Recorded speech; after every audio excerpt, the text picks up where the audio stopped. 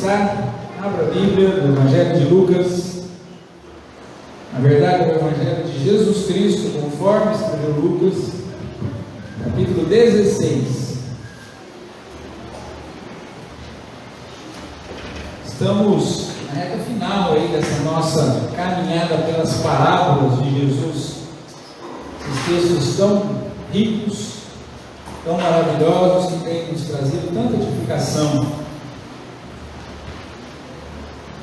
O Evangelho de Cristo, conforme escreveu Lucas, no capítulo 16, a partir do primeiro verso e até o 9.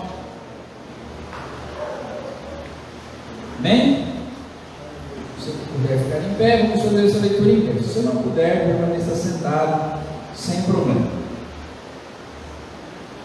Jesus disse também aos seus discípulos, essa frase é muito importante. Jesus disse também aos seus discípulos: certo homem rico tinha um administrador. Um dia ele recebeu uma denúncia de que esse administrador estava desperdiçando os bens dele. Então, chamando-o, lhe disse: que é isso que ouço a seu respeito?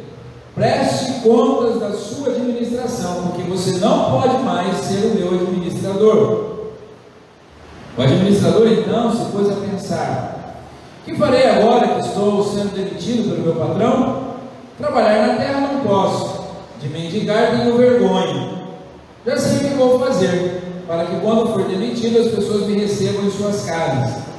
Tendo chamado cada um dos devedores do seu patrão, perguntou ao primeiro: quanto você deve ao meu patrão? Ele respondeu: 100 barris de azeite. Então o administrador disse: pegue a sua conta, sente-se depressa e escreva 50. Depois perguntou ao outro: e você, quanto deve? Ele respondeu: 100 sacos de trigo. O administrador lhe disse: pegue sua conta e escreva 80. E o patrão elogiou o administrador infiel por sua esperteza, porque os filhos do mundo são mais espertos na sua própria geração do que os filhos da luz. E eu recomendo a vocês: usem a riqueza injusta para fazer amigos, para que quando a riqueza faltar, vocês sejam recebidos nos tabernáculos eternos. Senhor, estamos diante da Tua palavra mais esta vez. Pedimos graça e misericórdia sobre nós agora.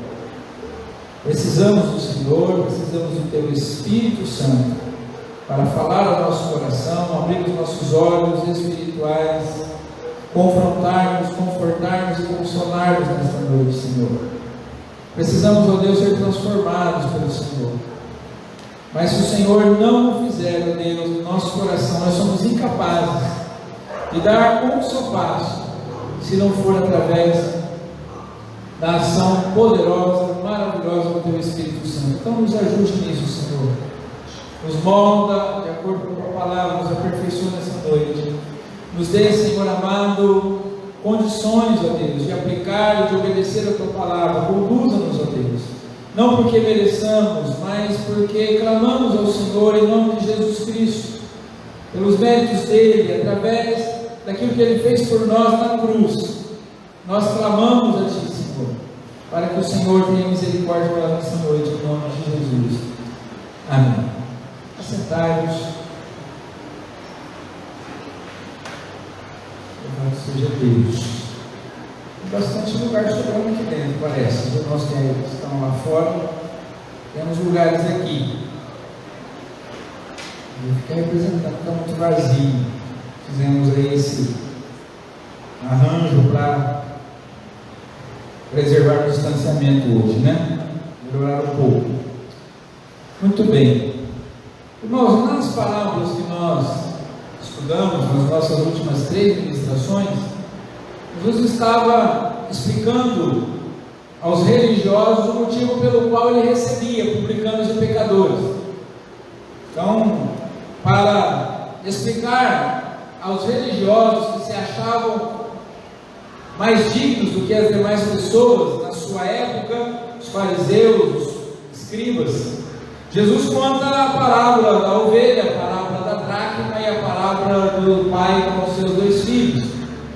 Jesus está dizendo assim: olha, no céu há muito mais alegria quando alguém reconhece que é pecador e se arrepende dos seus pecados e volta presença de Deus do que quando as pessoas se acham perfeitas e que não precisam de arrependimento e têm um coração endurecido, tanto em relação a si próprio quanto em relação às outras pessoas.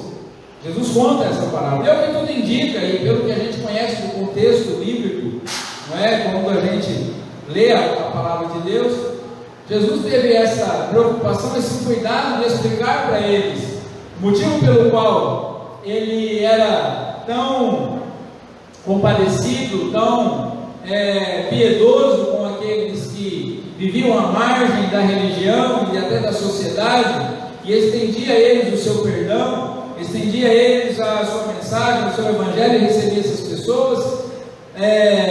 Mesmo Jesus tendo essa preocupação, eles não levaram isso muito em conta.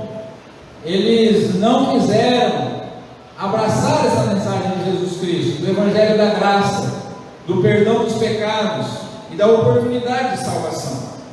Eles rejeitam isso. E quando isso acontece, Jesus agora vira o foco para os seus discípulos. E esse texto sobre o qual nós vamos meditar hoje, Jesus não está mais falando com os religiosos. Diz o verso 1 que Jesus disse aos seus discípulos. Então Jesus estava com os seus discípulos, conversou com os religiosos, contou essas 3 parábolas do capítulo 15, e agora ele se volta aos discípulos novamente, dizendo assim: olha, vocês viram tudo que eu disse a eles, e eles estão rejeitando a minha palavra, e agora eu quero que vocês prestem atenção naquilo que eu vou dizer a respeito dessa atitude que eles estão tendo para com a mensagem que eles estão recebendo. E Jesus conta essa outra parábola agora, embora o texto em si, ou o próprio Senhor Jesus não diga que é uma parábola, não é? Nós não vemos aqui nesse texto Jesus contando uma parábola.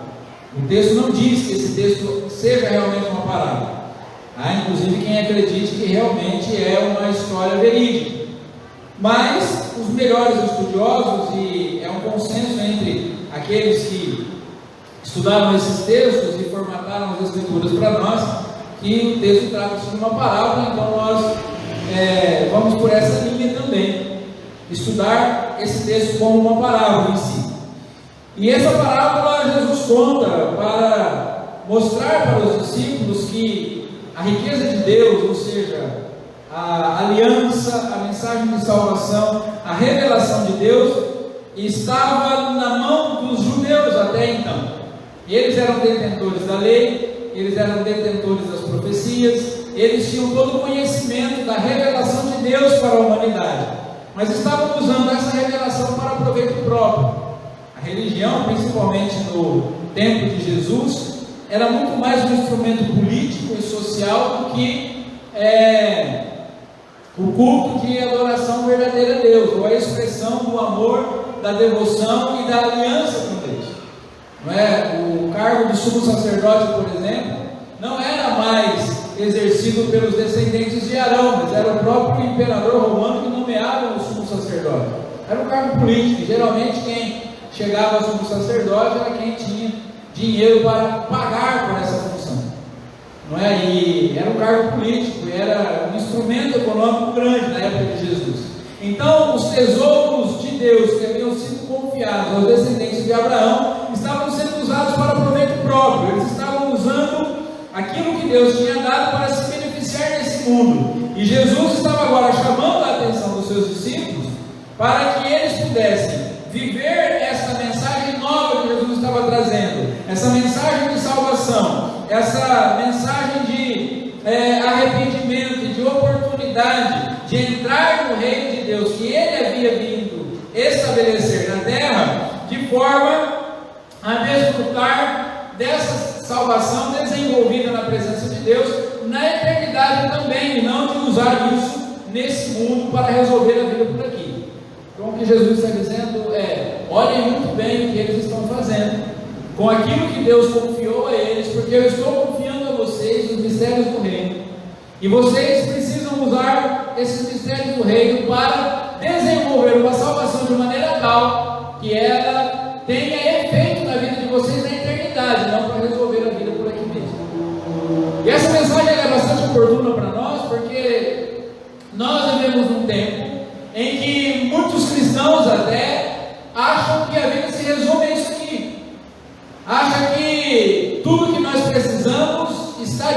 nossos olhos e que a nossa vida acontece apenas nessa esfera material, nesse tempo de vida que nós temos aqui, 70, 80, alguns chegam a 100, 100 e poucos anos. Mas o Senhor Jesus nos mostra, que é muito enfático a nos chamar a atenção de que a vida que realmente importa é a vida que vem depois dessa. Essa vida é importante sim, ela é para ser desfrutada na presença de Deus sim. O Senhor tem bênçãos e alegria para nós nessa vida sim. O fato de sermos chamados filhos de Deus já é para nós um motivo de grande alegria. Mas esse mundo é um mundo de tribulação. Esse mundo ele é manchado pelo pecado. Esse mundo é um mundo corrompido. E nós precisamos viver nesse mundo, mas com os olhos da vida que está por vir. Porque nós não podemos, como filhos de Deus, como cristãos, como quem conhece o Evangelho, achar que a nossa vida se resume a isso aqui. E vendermos a nossa alma para nos darmos bem nessa vida, nesse mundo, nessa esfera.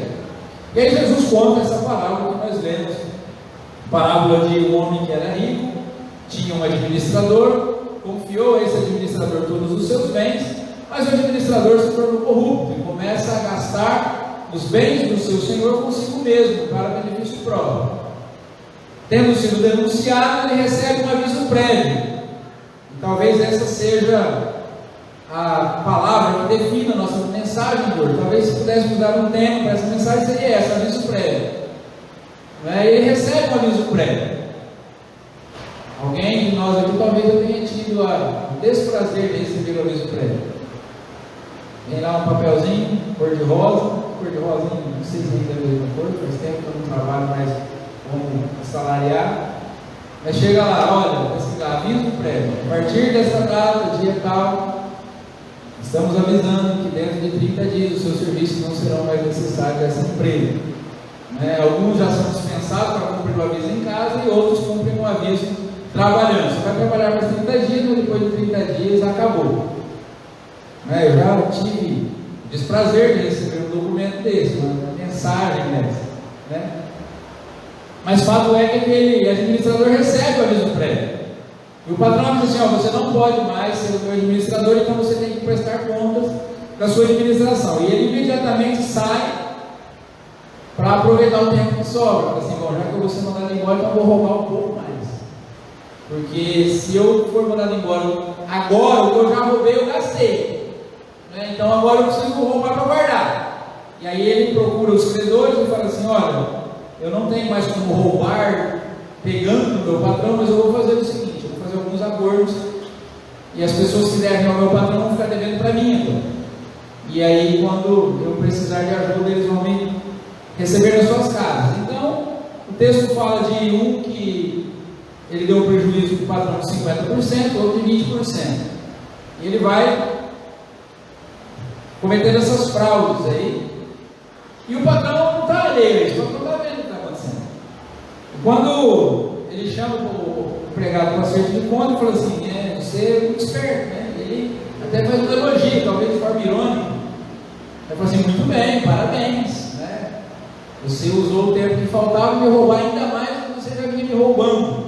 Porque os filhos das trevas são mais diligentes na sua geração, mais prudentes que os filhos da luz, diz o patrão. E aí Jesus então termina dizendo para os seus discípulos que eles precisavam tomar cuidado, porque as riquezas e aquilo que Deus havia confiado a eles deveria ser usado não para se dar bem nesse mundo, mas para fazer amigos que os recebessem nas moradas eternas. Então nós vamos dar uma olhada nesse texto e tentar, diante dessa palavra, tirar alguns despertamentos para nós nessa noite. Nosso objetivo aqui é primeiro nos despertar para a responsabilidade de administrar aquilo que pertence a Deus. Todos nós aqui recebemos algo do Senhor. Recebemos dons, talentos, recebemos dinheiro, recebemos casa, carro, esposa, filhos, profissão. Todos nós aqui recebemos alguma coisa de Deus, que pertence a Deus e está sob os nossos cuidados. Então nós precisamos nos despertar para essa responsabilidade. Precisamos também nos alertar. Essa palavra é para nós também hoje um alerta para o perigo da corrupção. Porque a corrupção ela está dentro de nós, ela está no nosso coração. faz parte da nossa natureza. E a corrupção, ela nada mais é do que tomar o caminho mais fácil, tomar o caminho mais rápido, não é tentar pegar atalhos. A corrupção, na verdade, é um atalho. Você quer chegar a um determinado lugar, para chegar lá você tem uma caminhada que nem sempre é fácil, mas a corrupção ela oferece um atalho, e esse atalho é perigoso. Quem já assistiu o filme, ou leu o livro do Peregrino, não é? Tem lá os atalhos no caminho que o cristão enfrenta, que são atalhos que, ao invés de levá-lo para mais perto da cidade celestial, o afastam da cidade celestial cada vez mais. Então, é preciso tomar cuidado. Também temos como objetivo nessa palavra nos incentivarmos a canalizar a nossa energia na direção certa, porque nós temos observado no mundo que aqueles que não conhecem a Deus, que não servem a Deus, são muito mais cuidadosos no que fazem do que os cristãos às vezes. O cristão às vezes é meio relaxadão, meio acomodado, meio deixa a vida lhe levar, não é? Enquanto os filhos das trevas são muito mais diligentes. A gente tem visto aí na mídia, na televisão, a polícia desvendando esquemas de crime organizado. E aí você olha e fala assim, como é que a pessoa pode se organizar tão bem para fazer o que é errado? Não é? São organizações muito bem elaboradas. Não é? Hoje em dia, as pessoas que vivem na prática do pecado investem pesado. O investimento do mundo para praticar o pecado, para fazer o que é errado, é muito grande.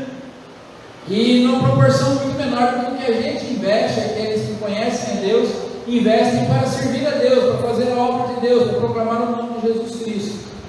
Então, esse texto ele vai nos ajudar também a canalizar a nossa energia na direção certa. O que é importante? O que deve tomar o nosso tempo? O que deve ocupar o nosso pensamento? No que devemos investir os nossos recursos, inclusive? E o último desafio para nós nesse texto é sermos inspirados a investirmos para a eternidade, e não somente naquilo que é passageiro, naquilo que passa. Então o texto começa dizendo que Jesus, depois de falar aos religiosos, ele fala aos seus discípulos, aí no verso 1. E se a irmã Miriam puder ir colocando para a gente os textos aí no telão, é muito bom. Eu ia falar lousa, não tem nada a ver. A palavra que veio à minha mente foi lousa. Eu segurei e falei telão. Muito bem. Jesus fala aos seus discípulos. Quem são os discípulos? Para quem Jesus estava falando? O que é ser discípulo? Ser discípulo é ser um seguidor. O discípulo é um aprendiz, é um aluno. O discípulo é aquele que anda com alguém com o interesse de aprender o que aquela pessoa sabe e imitá-lo naquilo que ele faz. Então, para quem Jesus está falando nesse texto, e para quem esse texto está falando nessa noite? Aqueles que são discípulos de Jesus, ou pelo menos aqueles que querem se tornar discípulos de Jesus, seguidores do Mestre, aqueles que querem aceitar o desafio de andar com Cristo, de aprender com Ele e imitá-lo em tudo. Estávamos aqui na escola bíblica pela manhã, estudamos sobre idolatria, não é? E nós aprendemos um pouco isso hoje de manhã aqui. A Bíblia, ela não nos ensina a ser como Abraão, a Bíblia não nos manda a imitar Davi, a Bíblia não nos recomenda que sejamos como Salomão, a Bíblia não nos fala para ser como os profetas, mas a Bíblia diz que nós devemos imitar a quem? A Jesus. Nosso desafio como cristãos é sermos parecidos com Cristo. Então Jesus aqui está falando aos discípulos, aqueles que aceitaram o desafio de andar com Ele. E para esses discípulos Jesus fala a respeito de um homem rico. Quem é um homem rico? Quem é uma pessoa rica? Uma pessoa rica é alguém abastado, que tem o suficiente para se dar ao luxo de contratar alguém para cuidar dos seus bens. Então um homem que tinha uma grande quantidade de bens, uma grande riqueza, ele talvez não desse conta de todo o trabalho que essa riqueza demandava, talvez não desse conta de tudo aquilo que lhe pertencia, e ele então resolve contratar alguém para cuidar dos seus bens. Ou talvez esse homem, querendo descansar, desfrutar um pouco mais da vida, ele queira entregar aquilo que lhe pertence na mão de outro, para que ele tivesse algum conforto. Mas se nós formos comparar esse homem rico ao nosso Deus, esse não é o caso do nosso Deus. Porque o nosso Deus, sendo dono de todo o universo e de todas as coisas, Ele é capaz de cuidar de tudo aquilo que lhe pertence. O nosso Deus é um Deus que nada foge ao seu olhar, nada foge ao seu controle. O nosso Deus também não é alguém que descansa, porque a Bíblia diz que Ele não tosqueneja e que Ele não dorme. O Senhor Jesus falou que o Pai trabalhava desde o princípio e Ele trabalhava também. Então o nosso Deus é um Deus que trabalha. A Bíblia Sagrada diz que desde a antiguidade jamais se viu um Deus como o nosso Deus, que é um Deus que trabalha por aqueles que nele esperam. Então, se nós olharmos para essa analogia que Jesus faz, ou para essa palavra que Jesus está contando sobre o homem rico e tentar compará-lo a Deus, nós precisamos levar em conta que Deus confia sim os seus bens aos homens, mas não porque Ele falta poder para administrar aquilo que é dele, e muito menos porque Ele queira descansar do seu trabalho. Então, por que Deus confia os seus bens a nós? Para a sua própria glória, para o seu próprio louvor. Talvez um homem rico não contrate alguém para, através desse alguém que trabalha por ele, ele seja honrado e reconhecido. Talvez você, empresário, que tenha um funcionário, você vai contratar esse funcionário, que através do trabalho desse funcionário as pessoas vão ver o quanto eu sou bom, o quanto eu sou importante, quantos bens eu tenho, como eu sou uma pessoa reconhecida na sociedade. Talvez não seja essa a função de um administrador, a função de um capataz, a função de um gerente ou de um CEO, como se diz aí hoje na linguagem corporativa. Mas quando nós olhamos para Deus, quando Deus confia os seus bens aos homens, os seus dons e talentos, não é porque Ele precisa de alguém para cuidar daquilo que é dele. Não é porque Ele necessita da ajuda de pessoas, mas Deus confia os seus bens a nós para a sua própria glória, para o seu próprio louvor, para que Ele seja reconhecido através da nossa vida. Então, isso é ao mesmo tempo maravilhoso e ao mesmo tempo é aterrorizante, porque nós sabemos que nós estamos cuidando dos bens do Rei do Universo e Ele não precisa de nós para isso. Olha como é importante estar na escola bíblica. Hoje na escola bíblica pela manhã também estávamos estudando. Chegamos ao texto em que Moisés sobe ao Monte Sinai, o povo havia pecado diante do bezerro de ouro, não é? E Moisés faz uma oração a Deus e diz assim: Senhor, se o Senhor não pode perdoar esse povo, risca o meu nome no seu livro. E nós estávamos conversando aqui entre os irmãos, né? Imagina se Deus fala assim com Moisés: então tá bom, Moisés, vou arriscar, está arriscado. É isso que você quer? Tudo bem. Não vou perdoar o povo, então o nome também está arriscado. Se fosse eu ia falar assim: Senhor, estava brincando, né? Não pode nem brincar mais. Puxa vida, você está de mau humor hoje, né? Moisés chega diante do Senhor e fala: Senhor, o Senhor não pode perdoar o povo, risca então o nome no livro. E Deus perdoou o povo, não porque Deus precisava de Moisés ou do povo, porque Deus poderia muito facilmente dizer: Moisés, então tá bom, então o nome está apagado, o povo também, eu não preciso de vocês, eu posso criar outro povo do nada agora, se eu quiser. Porque essa é a natureza de Deus. Deus é completo em si mesmo, Ele não precisa de nada. Mas mesmo não precisando de nada, Ele confia a nós os seus bens. Então, eu não posso achar como pastor que eu estou aqui porque Deus precisa de mim. Não precisa de mim, pode me substituir a hora que Ele quiser. Um texto que a Bíblia Sagrada nos traz, que mostra isso muito claramente, é quando Moisés, depois de ter reclamado um monte com Deus, ter recusado de tirar o povo do Egito, e Deus vai insistindo com ele, até que obriga ele a aceitar, e Moisés toma o caminho para o Egito para tirar o povo de lá, Deus tenta matar Moisés numa hospedagem no meio do caminho. Você lê um texto dele e diz: peraí, depois de tanto trabalho para convencer o homem a ir para o Egito, tirar o povo de lá, Moisés para numa pousada, num hotel no meio do caminho lá, e agora Deus quer matar Moisés. Não sei o que isso significa. No contexto, os filhos de Moisés não eram circuncidados, ou o filho mais novo talvez não era circuncidado. E aí, porque Moisés não tinha circuncidado o filho mais novo, Deus tenta matar Moisés. E aí a mulher de Moisés vê aquilo tudo, aquela situação, talvez tenha sido ela que não deixou. porque viu Moisés circuncidar o mais velho, achou aquilo um absurdo, porque ela não conhecia o contexto. Imagina pegar uma criança e fazer uma cirurgia a sangue frio no órgão genital da criança. Quem não entende o que isso significa vai achar isso absurdo. Inclusive a mulher de Moisés chama ele de homem sanguinário. Então ela pega o filho mais velho, circuncida o mais novo, circuncida ele e volta para casa com as crianças. Não vai como Moisés para o Egito, não. Ela pega as crianças e volta para casa, porque depois que Moisés está no deserto com o povo, que o sogro de Moisés leva a esposa e os filhos de novo para ele. Então o que isso significa? Deus estava dizendo assim: Moisés, eu chamei você, eu escolhi você, dei uma missão para você, mas eu não preciso de você.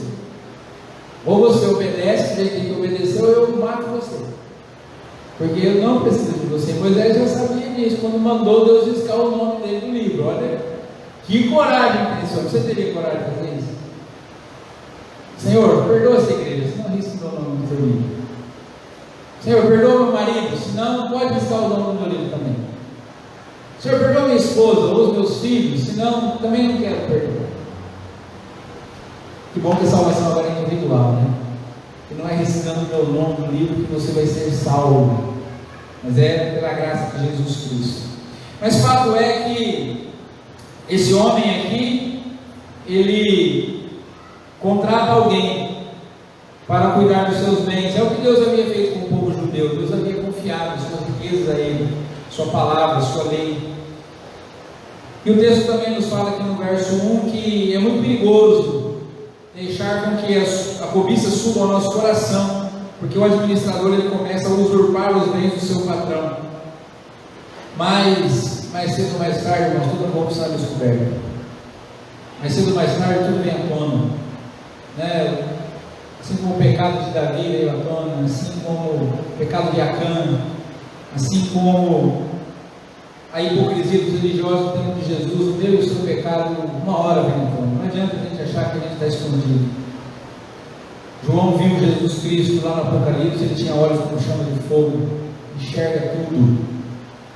Nós cantávamos isso lá em 1900 e Guaraná com rolha, né? Deus está vendo como chama de fogo, que andas fazendo escondido de tudo. Deus está vendo tudo. Então aquele homem começou a se corromper, começou a gastar os bens do seu patrão, mas o patrão ficou sabendo. Deus diz que alguém denunciou. Às vezes é o próprio Satanás que denuncia. Porque o diabo é assim: ele primeiro incentiva você a pecar, e depois ele expõe você para você passar vergonha. O mesmo demônio que te incentiva ao pecado, expõe você depois para você passar vergonha. Não é? E o fato é que o pecado foi descoberto. E aí no verso 2, o patrão chama o homem e fala assim: olha, que é isso que eu ouço a teu respeito? Você vai ter que prestar contas, porque não pode mais ser meu administrador. Então ele dá um aviso prévio. Esse patrão, sabendo da fraude, esse patrão, sabendo o que aquele homem estava fazendo, não o demite imediatamente, nem o manda colocar na prisão, nem manda que ele seja preso, nem cobra dele aquilo que ele já havia feito, mas ele pede que ele preste contas. Ou seja, esse patrão dá mais uma oportunidade. Quem sabe esse servo, sabendo que eu descobri a sua fraude, ele se arrependa e tenta se consertar de alguma forma. Assim também é o nosso Deus, longânimo. Ele avisa, ele chama, ele exorta, ele repreende, às vezes até disciplina, às vezes castiga. A Bíblia diz que Deus é aquele que castiga todo aquele que ama e repreende todo aquele que toma como filho, açoita às vezes até. E é muito bom nós sabermos que nós temos um Deus assim, que se importa conosco a ponto de investir tempo tentando nos corrigir, tentando nos demover do nosso pecado. Não é o Deus que julga sumariamente, mas é o Deus que veio e enviou o seu Filho, que morreu no nosso lugar por causa dos nossos pecados, ressuscitou ao terceiro dia para nos dar a vida eterna, e Ele está a todo instante nos chamando ao arrependimento, chamando a mudança de vida, dando uma oportunidade. O dono daquela riqueza toda, o dono daquela propriedade toda, que já estava sendo defraudado, ele dá mais uma oportunidade para aquele servo. E aí, a mim e a você que temos defraudado o Senhor, que temos pecado contra o Senhor, que temos gastado os bens do Senhor com os prazeres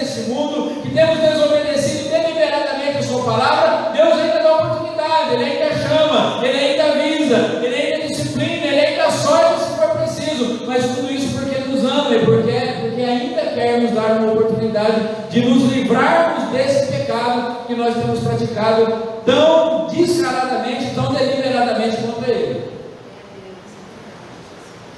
Aquele homem recebe uma segunda chance. Mas o triste do nosso texto é que ele não aproveita essa chance para tentar se redimir. Ele não pede perdão. Ele não presta contas e diz assim: olha, realmente eu tenho feito o que é errado, mas me perdoa. Mas o texto fala que ele começa a pensar: e agora? Trabalhar na terra eu não posso. Pedir esmola eu tenho vergonha. O que eu vou fazer? Porque os pensamentos e a atitude desse homem mostram o quanto uma mente corrompida é limitada. Uma pessoa que ela está envolvida em corrupção, que ela está envolvida no pecado, uma pessoa que está tomada pelo pecado, a mente dele é limitadíssima, porque o pecado emburrece. O pecado transforma a gente em pessoas tolas. Quanto mais de pecado nós tivermos, mais tolos nós nos tornamos. O ser humano, o homem, lá no Jardim do Éden, antes da queda, ele usava 100% da sua capacidade intelectual. Mas hoje nós usamos, alguns dizem aí que entre 15% e 20% da nossa capacidade cerebral. Não sei se é isso mesmo. Sei que é alguma coisa assim. Por quê? Por causa do pecado. O pecado tirou a nossa capacidade intelectual.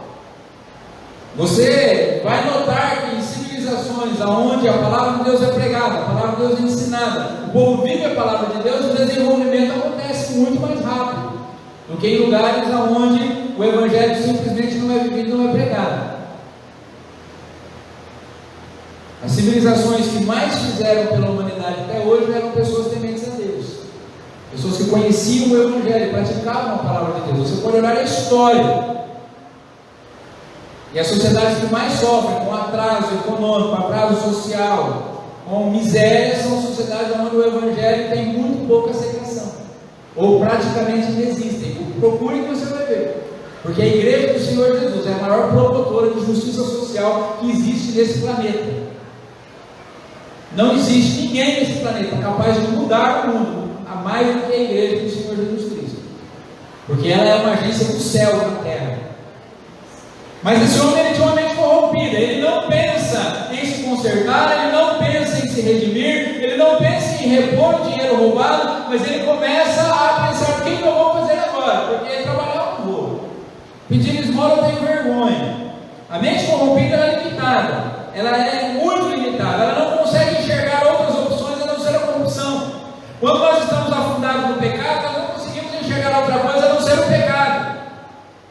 A mente corrompida é limitada porque ela não tem coragem de estabelecer padrões de mudança na sua vida.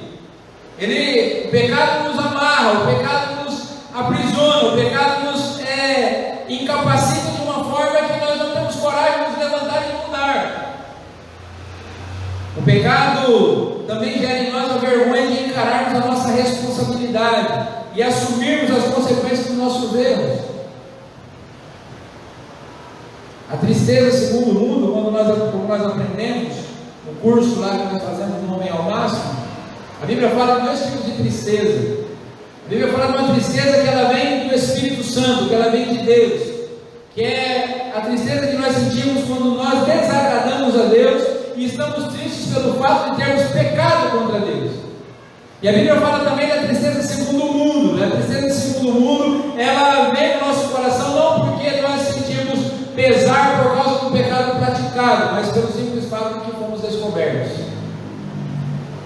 Então a pessoa que ela está na prática do pecado, ela não tem tristeza porque ela está desagradando a Deus, mas porque ela não quer ser descoberta.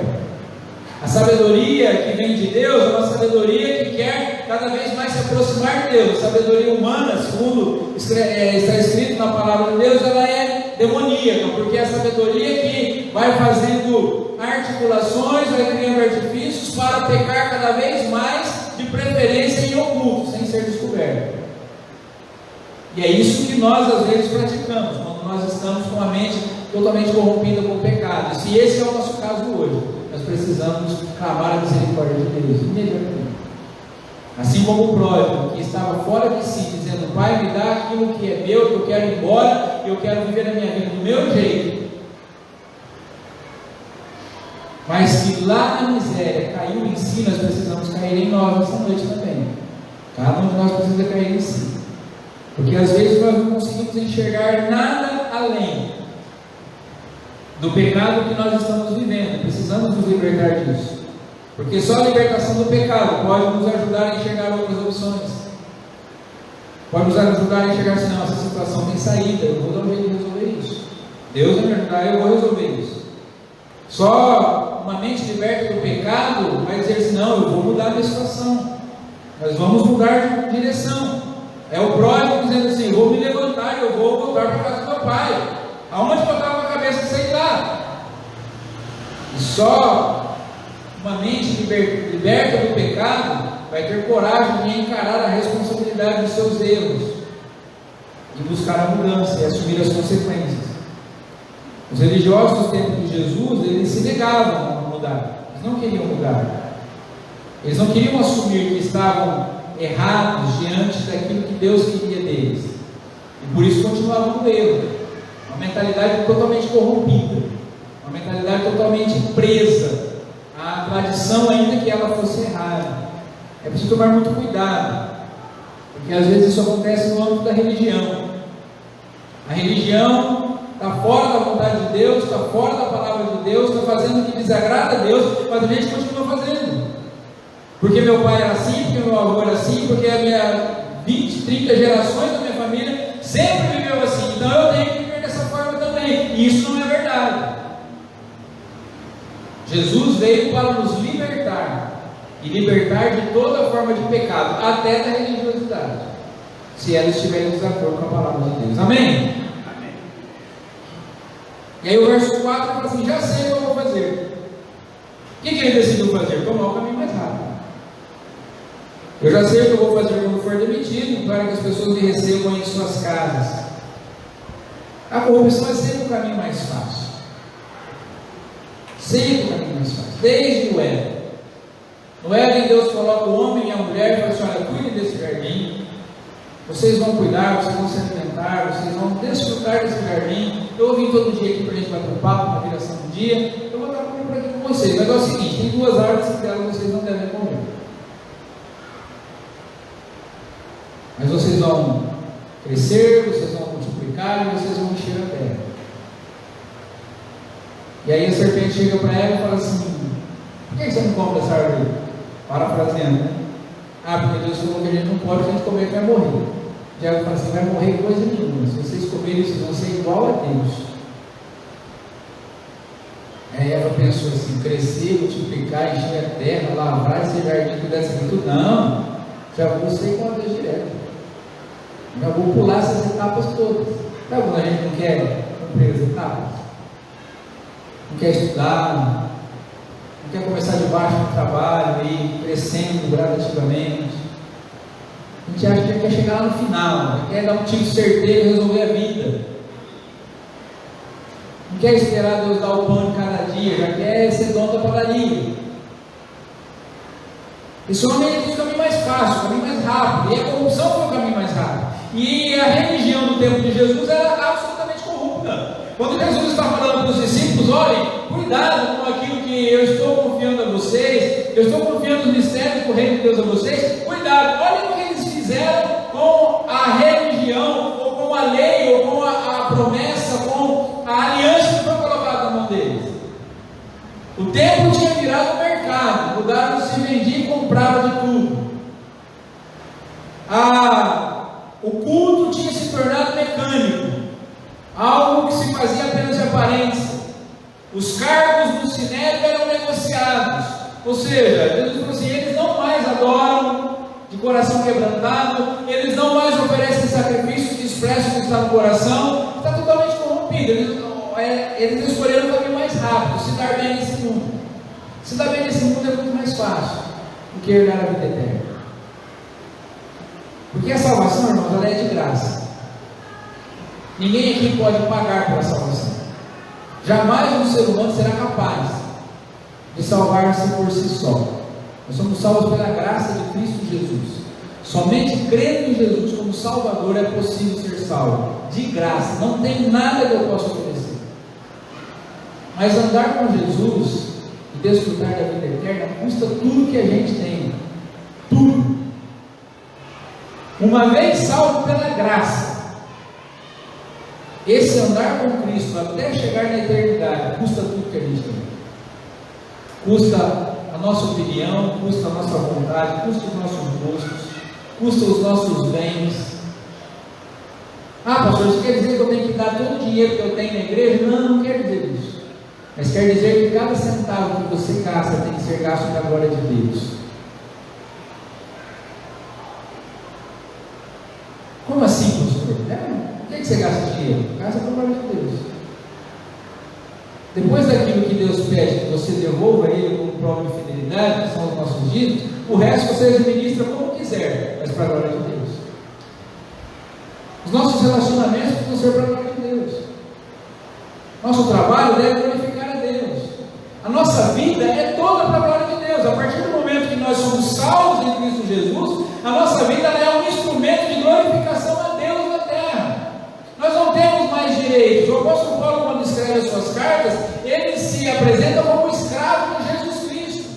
Mas não é o escravo que está preso, é o escravo que está livre, mas ainda assim continua escravo por vontade própria, porque ama o Senhor, porque ama aquele que o salvou, e sabe que se não fosse o Salvador estaria eternamente perdido, e por isso agora vive para Ele.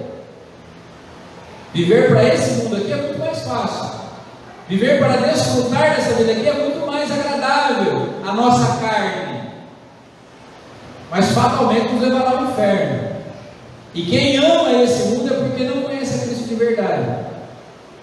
Pastor, se a salvação é pela graça, não depende daquilo que eu faço, então posso fazer o que eu quiser que eu vou para o céu? Não, porque nós não fomos libertos para fazer o que a gente quer, nós fomos libertos para agora tomarmos a decisão de fazer o que agrada a Deus. Essa é a verdadeira liberdade. Quem não tem Jesus não tem liberdade de escolher. Ele vive preso ao pecado e precisa praticar o pecado e não consegue se livrar do pecado. O cristão não, ainda podendo praticar o pecado, ele decide amar a Deus e servir ao Senhor. Essa é a evidência da verdadeira salvação. Porque o fardo de Jesus é suave e o jugo é leve. Mas é um jugo e é um fardo. É um fardo que você temos que carregar. É uma cruz que nós temos que carregar todo dia. Jesus falou assim: negue-se a si mesmo, tome a cada dia sua cruz, se você quiser vir após mim. Mas o diabo ele oferece sempre um caminho mais curto. Ele oferece sempre um caminho mais fácil. Não, esse negócio de seguir Jesus Cristo, esquece disso não. Você tem tempo, você é novo ainda, não tem preço. Não tem jeito que nós vamos morrer sem Cristo. Não, você pode ser cristão. Você pensa que o diabo tem dificuldade de servir na igreja, dizer que é cristão, que é evangélico, que é crente? Não tem dificuldade, você pode ser crente. O diabo não impede ninguém de ser crente. Acho que o diabo vai impedir você de entrar na igreja? Não. A conversa do diabo é o seguinte: ó, pode ir na igreja, é legal ir na igreja, mas não precisa levar tão a sério. Esse pastor é exagerado, é radical demais. Porque o diabo nos convence algumas vezes que tem três caminhos. Tem um caminho que é difícil, estreito, apertado. Esse caminho é para pastor, para missionário, para evangelista, para pregador, gente que leva muito radical. Tem um caminho largo que leva para o inferno, esse é o caminho da perdição. Mas tem um caminho que é mais ou menos. É o caminho que eu posso andar que não tem problema. Eu não preciso levar tão a sério, não precisa ser tão radical. Irmãos, o evangelho é radical. O evangelho é radical. E Deus é tão radical com o evangelho que Ele mandou o Filho dele para morrer no nosso lugar, sem a gente merecer. Acabou resumindo isso aqui.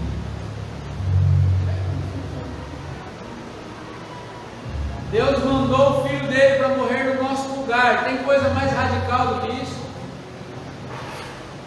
E por que Deus mandou o Filho dele morrer no nosso lugar? Por que Deus fez isso?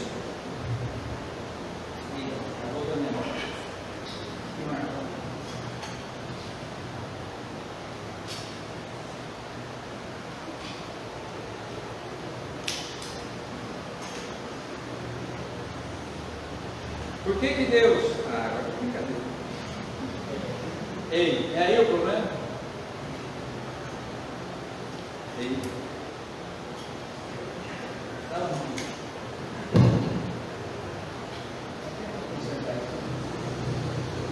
Por que Deus resolve tomar essa atitude radical? Por causa dele mesmo. Porque a questão da salvação, irmãos, não tem nada a ver com o diabo. A gente acha assim, não, porque Jesus subiu na cruz para pagar o preço da nossa salvação, porque nós estávamos vendidos ao diabo, e nós tínhamos uma dívida com Satanás. Nós não tinha dívida com o diabo, não, nossa dívida é com Deus. E quando a gente pecou, nós pecamos contra Deus, e é para Ele que nós ficamos devendo. Então Deus, quando envia Jesus para morrer no nosso lugar, era para pagar a dívida que nós devíamos a Ele mesmo. Então imagina você providenciando o pagamento de uma dívida que é sua mesmo.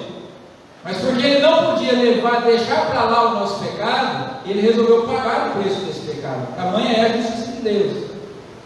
Então o Evangelho é uma mensagem radical mesmo. E não é para todo mundo, mas é para aqueles que aceitam o desafio de andar com Deus, que rejeitam o caminho mais fácil, o caminho largo, para aqueles que rejeitam a facilidade, mas aceitam o desafio de andar com o Senhor. Amém? E aí os versos 5 a 7 mostram como que ele fez isso. Ele tinha um plano mirabolante. Ele já tinha calculado tudo. Como aquele personagem que diz que todos os seus movimentos são friamente calculados. Ele já tinha tudo pronto. Chamou os credores e começou a defraudar ainda mais o patrão. Para um ele deu 50% de desconto, para outro ele deu 20% de desconto. E interessante que ele arrumou gente rapidinho para ajudar ele no processo, né? Fazer coisa errada, você arruma gente rapidinho. Quando a gente era criança e queria fazer arte, era rápido para arrumar alguém que acompanhava ali na arte. Coisa errada, tem sempre gente querendo fazer. E ele coloca o seu plano em prática rapidamente. Ele chama os credores porque a dívida era escrita pela letra do próprio devedor. Hoje em dia não, né? Hoje em dia é o credor que escreve a dívida e você só assina. Naquele tempo não, a pessoa tinha que escrever. Eu me comprometo a pagar tanto para o fulano de tal, no prazo estabelecido e assim por diante. E aí os credores começam a entrar em conluio com ele, em comunhão com ele na prática desse plano absurdo, desse plano sórdido. E era mais ou menos o que os religiosos também faziam, que eles estavam defraudando ao Senhor e ainda ensinando outros a fazerem o mesmo. Um exemplo disso é quando eles agitam toda a multidão para gritar diante de Pilatos que Jesus devia ser crucificado. Consegue comentar um pouquinho isso aqui para mim, irmão Joaquim Verde? Eles agitam a multidão, eles incentivam as pessoas, eles causam tumulto. Nós estávamos estudando hoje de manhã aqui sobre a idolatria na cidade de Éfeso, o episódio em que os efésios se reúnem no teatro e gritam por 2 horas, grande é a diante dos efésios. Interessante que o texto de Atos diz o seguinte, que muitas daquelas pessoas não sabiam nem o que estavam fazendo lá. Estavam gritando, estavam no meio da galera, estavam dando gritos e palavras de ordem, mas se perguntar, o que você está fazendo aqui? Não sei, tem um monte de gente gritando, não vou gritar também. Porque é fácil arrumar gente para te acompanhar a fazer coisa errada. Gente que tira você do caminho errado não é difícil, mas gente que te ajuda a fazer o que é errado é muito fácil arrumar. A Bíblia já é clara em dizer que as más conversações corrompem os bons costumes. E aí no verso 8, quando o patrão vê toda aquela situação, ele de forma irônica, né? Ele fala assim, olha, muito bem, parabéns, dá parabéns, patrão. Ele elogia o patrão, o funcionário corrupto. Fala assim, os filhos das trevas, eles são mais inteligentes do que os filhos da luz. Os ímpios, às vezes, são mais criteriosos do que aqueles que dizem amar ao Senhor. O patrão está dizendo assim, muito bem, ao invés de se arrepender, ao invés de consertar o erro que você tinha cometido, você usou a oportunidade verdade o tempo que eu te dei para se corromper ainda mais. Muito bem. Você usou o tempo para se dedicar muito mais diligente ao mal do que você havia feito. E ele diz que os filhos das trevas são mais prudentes na sua geração do que os filhos da luz. Porque nós usamos muito mais energia para a prática do mal do que para a prática do bem. A gente tem uma dificuldade tão grande de ler a Bíblia e orar, mas começa alguém a falar mal de alguém perto de nós. Ah, como a gente consegue acompanhar rápido, fácil. Sim ou não? Começa alguém a falar assim: olha, aquele pastor lá é meio estranho, né? Você não conhece ele agora. Ele é esquisito. E aí chega um terceiro e diz assim: ah, porque você não sabe, eu estou sabendo dele. E aí, pô, que facilidade a gente tem. Falar mal do patrão, da esposa. Viu aquela rodinha de nome? O cara fala assim: rapaz do céu, estou com dificuldade com a minha mulher. Eu vou falar assim: é mim então. Aí começa uma disputa para ver quem tem a esposa pior. Eu não sei que competição maluca é essa, né? Mas é assim, pai. E no lado das irmãs também funciona da mesma forma, mas só os homens fazem isso. Quando os pais começam a conversar e disputar quem tem um filho pior.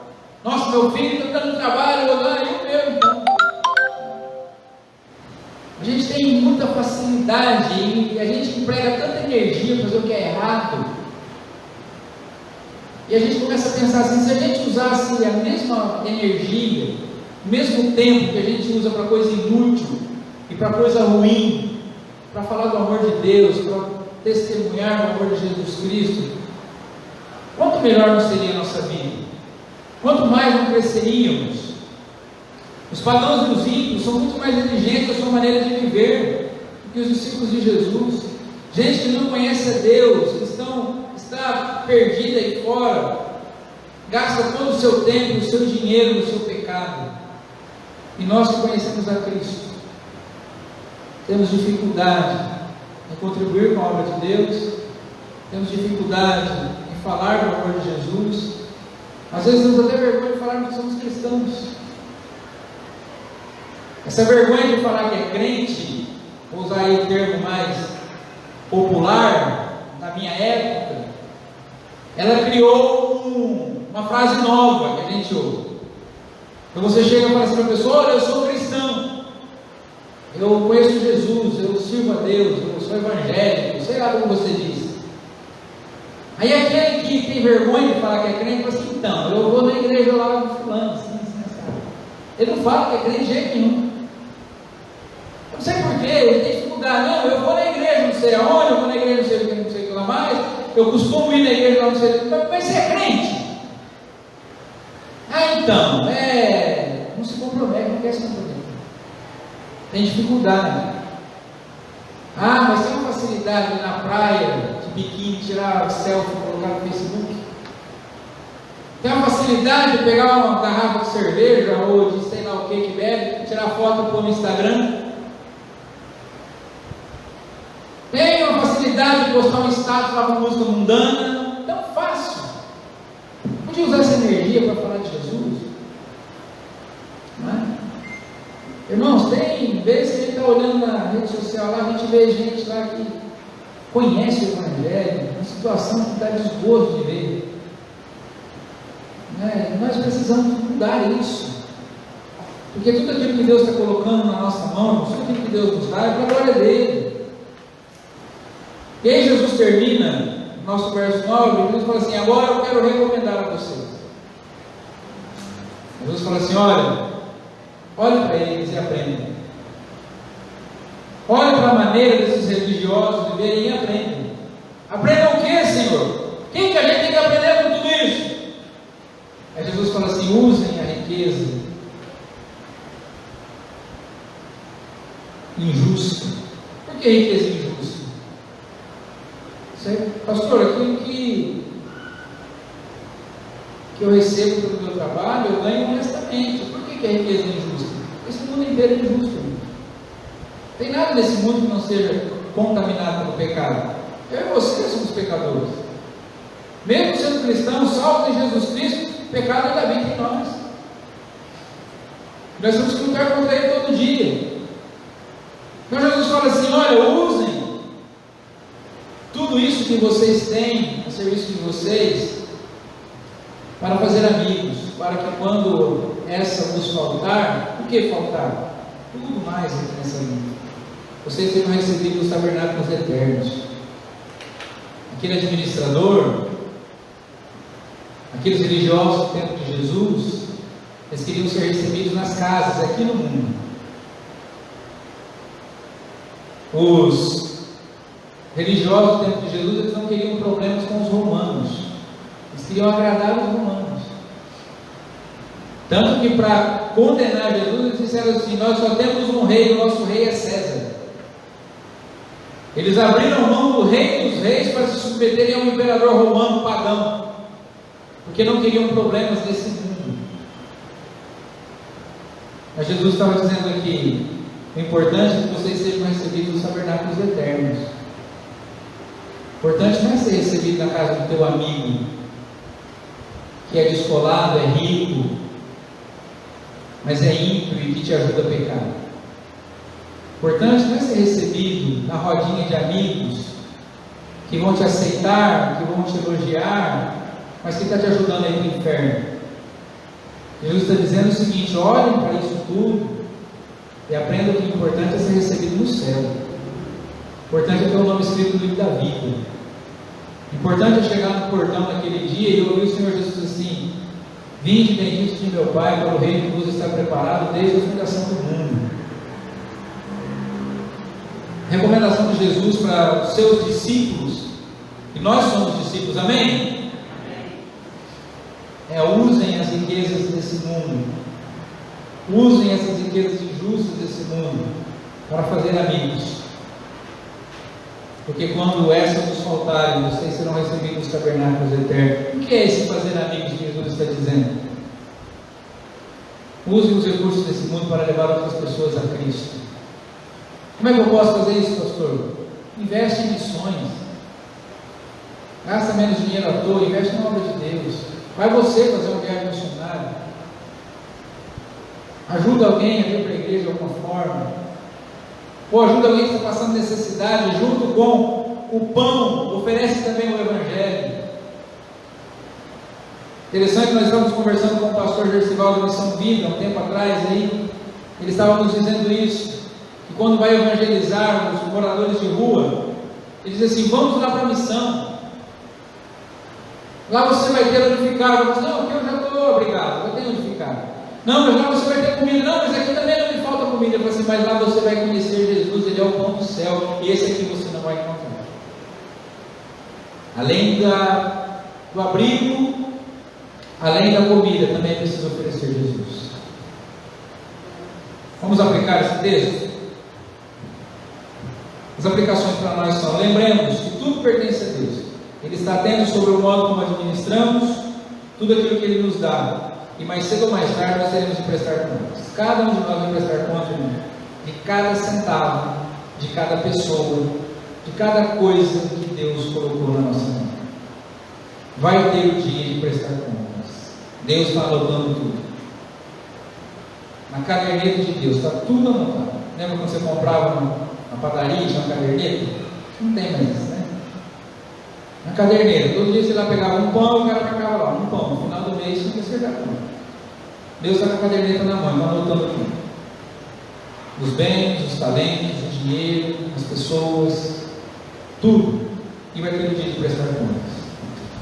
Segunda aplicação: se estamos em falta com Deus, se você olhou esse texto, olhou esse ensinamento de Jesus e viu que você é esse administrador que está defraudando o Senhor, o melhor caminho hoje não é tentar se corromper ainda mais, mas é aproveitar a oportunidade que Deus ainda está dando. Porque essa mensagem hoje para nós é um aviso prévio. Há tempo de reverter. Talvez o aviso prévio do emprego não dê tempo de reverter. De repente seja uma sentença.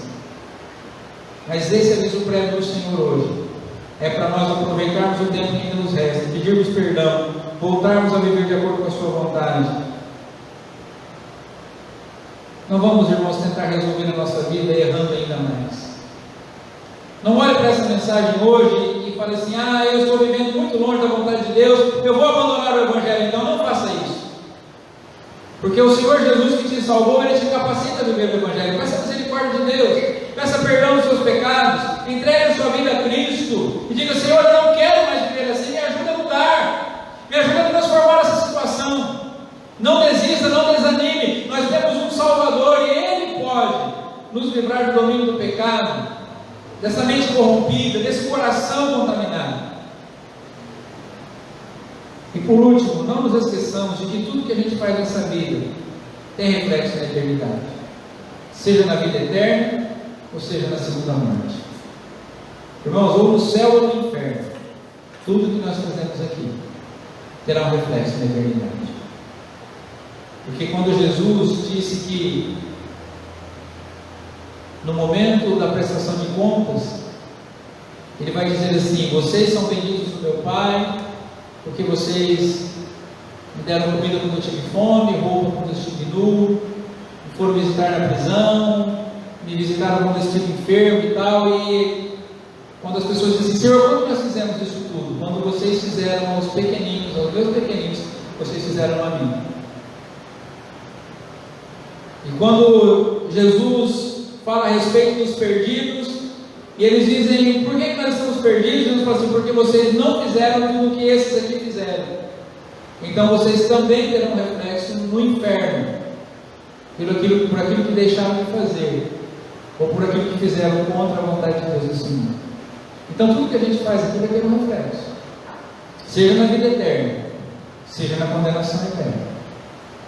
Então nós precisamos saber que tudo que fazemos aqui tem um reflexo na eternidade. Então, se nós acharmos que Deus é para nós esse homem rico, Ele está nos avisando, os seus administradores, que somos nós, os seus discípulos, que nós vamos ter que prestar contas dos bens, talentos, da mensagem que Ele nos confiou. O que eu e você vamos fazer com o tempo que ainda nos resta, irmãos? Qual é a nossa resposta?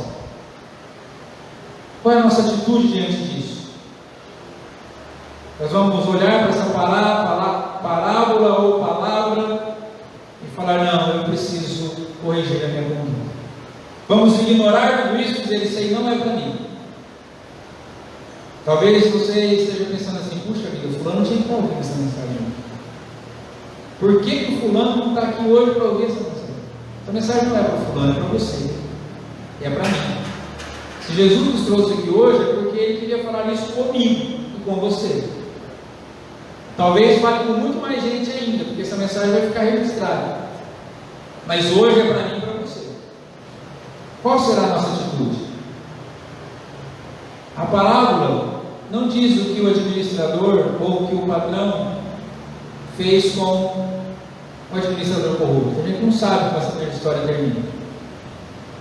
Jesus não fala. Assim como Ele não termina, ao que parece, a história do filho pródigo, Ele também não termina essa história aqui do administrador. O que aconteceu com ele?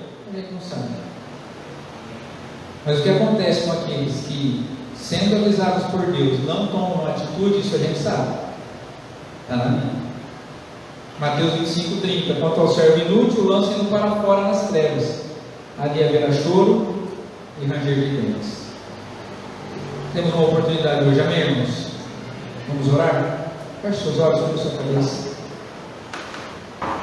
Obrigado, Senhor, por esse aviso, Pai. Porque ainda é verdade. O Senhor disse isso há quase 2000 anos atrás. E ainda é verdade que os filhos das trevas muitas vezes são mais prudentes do que os filhos da luz. Muitas vezes somos negligentes, corruptos, não damos o devido valor àquilo que o Senhor tem colocado na nossa mão, e usamos, ó Deus, aquilo que deveria ser usado para a Tua glória, para o nosso proveito próprio. Senhor, tem misericórdia de nós. Se nós temos vivido assim, Senhor, abre os nossos olhos nessa noite, o nosso coração, nos ajude a mudar. Nós não sabemos, ó Deus, nós não temos condição nem o poder para nos livrarmos do nosso pecado, mas o Senhor pode, nesta noite, nos aperfeiçoar, nos limpar, nos moldar, nos transformar. Tem misericórdia de nós, Senhor, ajuda-nos. Nós não queremos, ó Deus, tomar o caminho da corrupção. Não queremos tomar o caminho mais fácil. Queremos, ó Deus, assumir hoje, com coragem, ó Deus, a responsabilidade de seguir ao Senhor, sermos discípulos, tomar cada dia a nossa cruz, porque o fardo do Senhor é leve, o seu jugo é suave. Nós temos, ó Deus amado, a vida eterna, garantida para nós no céu. Então tem misericórdia de nós hoje, Senhor, ajuda-nos. Ajuda-nos, ó Deus, a viver para a Tua glória, a investir o nosso tempo, os nossos pensamentos, os nossos recursos, em coisas que agradem ao Senhor, glorifiquem o Teu nome, principalmente que levem outras pessoas ao Senhor. A palavra diz que a nossa luz deve brilhar diante dos homens, para que eles vejam as nossas boas obras e glorifiquem ao nosso Pai que está nos céus. Ajuda-nos nisso, Senhor. Ajuda-nos a brilhar com a Tua luz, não para que sejamos reconhecidos, não para que sejamos tidos como pessoas importantes nesse mundo, mas para que o Teu nome seja glorificado, agradecido e exaltado sempre. Oramos em nome de Jesus. Amém. Amém? Vamos participar da ceia. Quero convidar os irmãos que vão participar a ficarem em pé. Aqueles que não vão participar podem permanecer sentados.